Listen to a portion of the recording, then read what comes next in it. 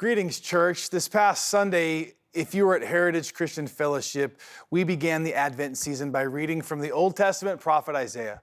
We read about Jesus Christ in the prophet Isaiah, words that were written 700 years before he was born. The word Advent simply means coming, and over the centuries, the Christian church has set aside the weeks leading up to Christmas as a period of preparation for us as Christians to meaningfully and biblically celebrate the birth of Jesus Christ. As we look to and celebrate the first Advent, or the first coming of Jesus, we also as Christians have opportunity to anticipate and hope of the second Advent, or the second coming of Jesus Christ. It is with hopeful anticipation that we enter into the Advent season. And so as we do so, let's listen again to the words of the prophet Isaiah, chapter 9, verse 6. For to us a child is born, to us a son is given, and the government shall be upon his shoulders, and his name shall be called Wonderful Counselor, Mighty God, Everlasting Father, and Prince of Peace. As we think about waiting, I think we all know what it's like to wait. Sometimes our waiting is a hopeful waiting, like that of a small child waiting for dawn to break on Christmas morning so that they can behold the wonderful experience of Christmas morning together with their family. Sometimes our waiting is weary, like waiting for the all-clear test results from a doctor or for a phone call to come from an estranged loved one. I read this week that the experience of God's people has always been one of waiting. It's always been one of expectation. From the very beginning, when Adam and Eve introduced sin into the world and God promised to send a rescuer to save his people from the ravaging effects of that sin, the redemption countdown began. One might say that waiting is a spiritual discipline. The people of God have always waited. If you go to Genesis 12, God identifies Abraham and Abraham's family as those through whom he would eventually send a redeemer. And then for thousands of years throughout Old Testament history, the people of God waited and watched.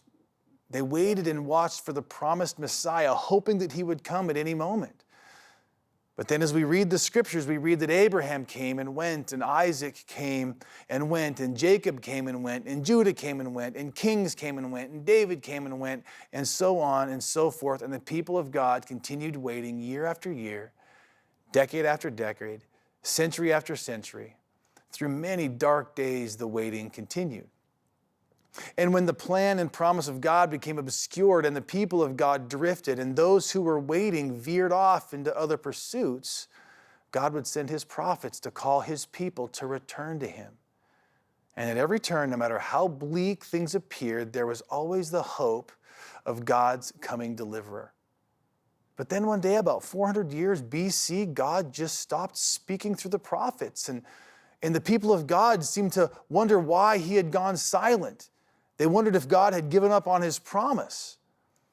But then after 400 years, 4 centuries of silence, God began to speak again. And he first broke the divine silence by sending John the Baptist to prepare the way. And then the shouts of heaven came thundering down with the birth of another baby, the birth of Jesus. This child wasn't coming to patch up a broken world. This child was coming to restore a broken world completely. The Word became flesh and dwelt among us, John tells us in his gospel.